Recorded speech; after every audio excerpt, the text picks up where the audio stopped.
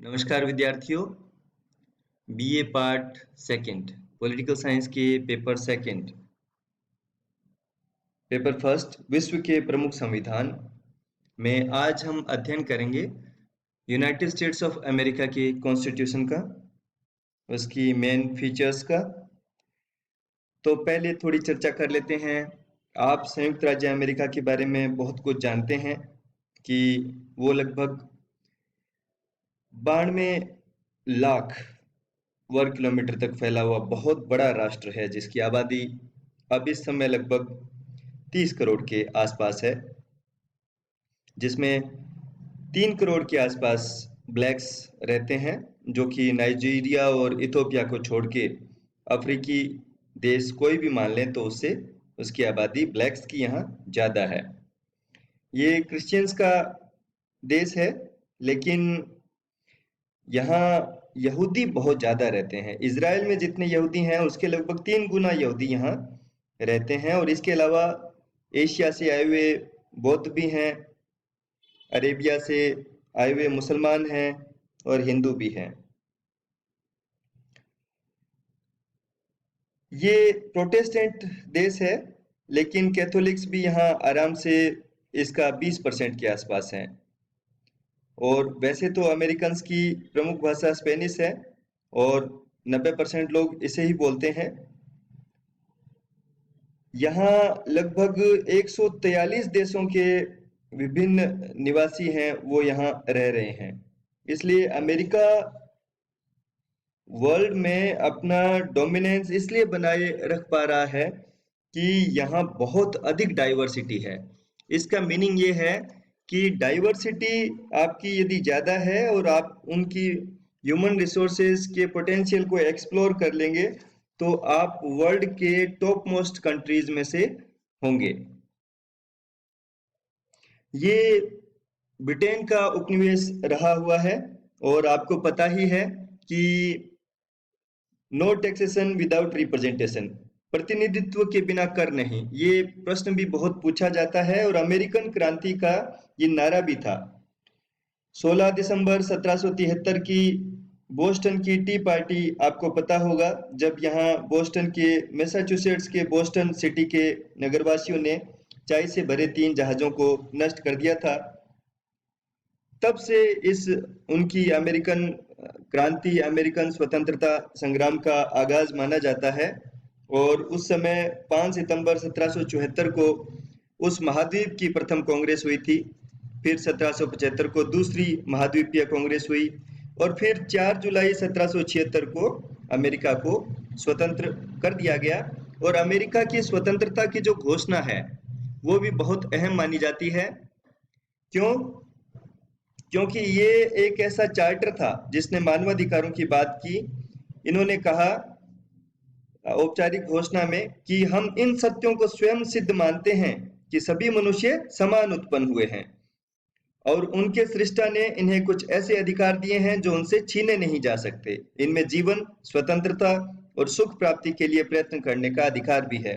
इन अधिकारों की रक्षा हेतु ही मनुष्यों में सरकारों की स्थापना होती है और उन्हें शासन करने का अधिकार भी जनता की अनुमति से प्राप्त होता है। जब कभी कोई शासन इन उद्देश्यों के लिए घातक बन जाए तब लोगों को अधिकार होता है कि वे उसे बदल दें या समाप्त कर दें और ऐसे नवीन शासन की स्थापना करें जिससे उनकी अपनी सुरक्षा और सुख समृद्धि स्थायी रहने की सबसे अधिक आशा हो। तो इस प्रकार से अमेरिका की आजादी की घोषणा हुई और अमेरिका का संविधान बना।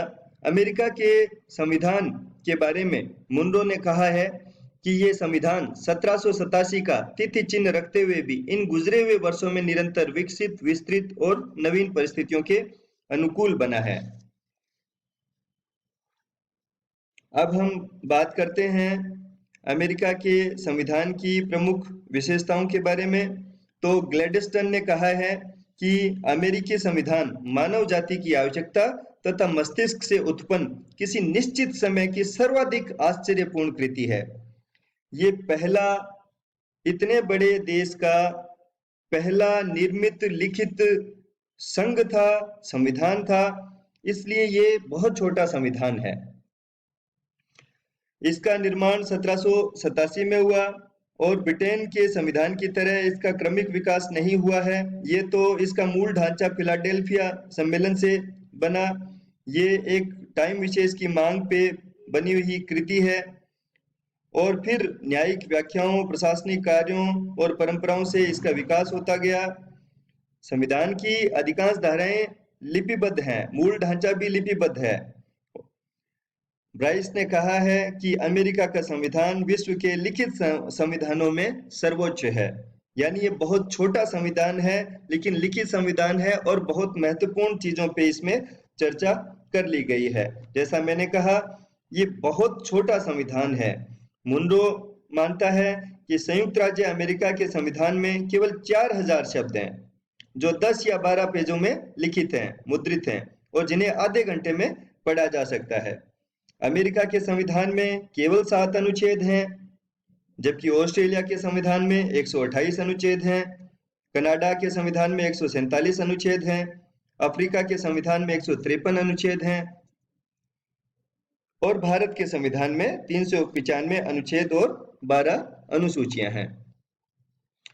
क्लॉडियस जॉनसन लिखते हैं कि संविधान का ढांचा बनाने वालों ने हमें अच्छा श्री गणेश कराया, परंतु आवश्यकतावश उन्होंने शेष बातों को भविष्य पर छोड़ दिया। अर्थात बहुत कम चीजें जो हैं वो अमेरिका के संविधान में लिखी हुई हैं। ये लोकप्रिय संप्रभुता पर आधारित संविधान है।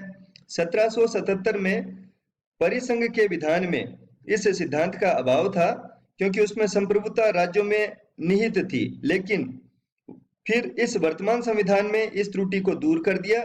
संविधान की प्रस्तावना में लिख दिया गया कि हम संयुक्त राज्य अमेरिका के लोग, देखिए यहीं से भारत के संविधान की प्रस्तावना में यह शब्द लिया है, हम भारत के लोग। इसी तरीके से अमेरिका के संविधान की प्रस्तावना में लिखा हुआ है, हम संयुक्त राज्य अमेरिका के लोग अधिक शक्तिशाली संघ बनाने, न्याय की स्थापना, आंतरिक शांति की प्राप्ति, सामान्य प्रतिरक्षा की व्यवस्था और सार्वजनिक कल्याण में बढ़ोतरी करने तथा अपने और अपने संतान हेतु स्वतंत्रता के वरदान को सुरक्षित रखने के लिए संयुक्त राज्य अमेरिका के लिए इस संविधान को अपनाते हैं। अमेरिका का संविधान जो है वो वहां पे अमेरिका में ना तो संसद संप्रभु है ना ही न्यायपालिका संप्रभु है। एक तरीके से वहां पे संविधान की सर्वोच्चता को स्वीकार किया गया है। अमेरिका के संविधान के अनुच्छेद 6 में कहा गया है, यह संविधान और इसके अनुसार बनाए गए सभी कानून तथा संयुक्त राज्य अमेरिका के प्राधिकार के अधीन की गई अथवा भविष्य में की जाने वाली सभी संधियां देश का सर्वोच्च कानून होगा और प्रत्येक राज्य के न्यायाधीश उससे बाध्य होंगे। किसी भी राज्य के संविधान अथवा कानून की कोई भी बात जो इस संविधान के विरुद्ध होगी उसे अवैध समझा जाएगा। इसी बारे में केसीवियर लिखते हैं कि व्यवहार में भी अमेरिकी अपने संविधान के प्रति जितना सम्मान रखते हैं उतना अन्य किसी भी देश के नागरिक अपने संविधान के प्रति नहीं रखते हैं। ये एक कठोर संविधान है। संविधान संशोधन के लिए साधारण कानून के निर्माण से एक भिन्न प्रक्रिया को अपनाया जाना जरूरी होता है। संघात्मक शासन व्यवस्था स्थापित किए जाने के कारण अमेरिका के लिए कठोर संविधान को अपनाना एक आवश्यकता बन गई थी। अमेरिकी संविधान पारिभाषिक दृष्टि से ही कठोर नहीं है, परंतु व्यवहार में भी वहां परिवर्तन करना बहुत कठिन है। यही कारण है कि 210 से भी ज्यादा वर्ष बीत जाने के बाद, आज लगभग हो गए हैं 240 साल, लगभग 240 साल बीतने के बाद वहां केवल 27 संवैधानिक संशोधन हुए हैं और प्रथम 10 संशोधन तो एक साथ संविधान निर्माण के तुरंत बाद नागरिकों को मौलिक अधिकार प्रदान करने के लिए प्रस्तावित कर दिए गए थे।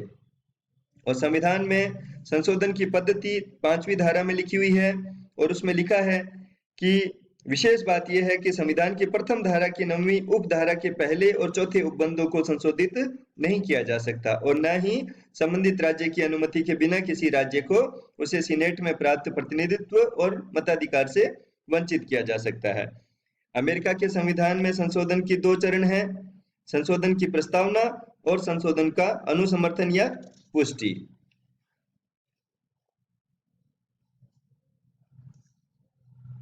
मुनरो लिखते हैं कि ये विरोधाभास लगता है, लेकिन यह सत्य है कि अमेरिकी संविधान में अधिकांश संशोधन संवैधानिक उपबंधों में बिना कोई संशोधन किए हुए ही हो गए हैं।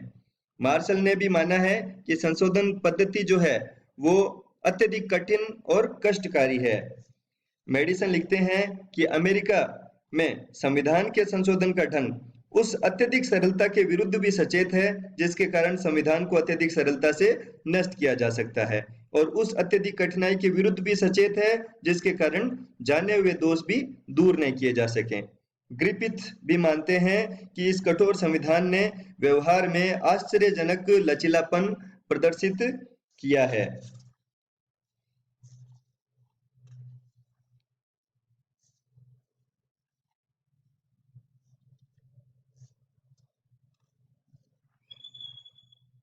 और अन्य विशेषताओं को अब हम नेक्स्ट वीडियो में समझेंगे।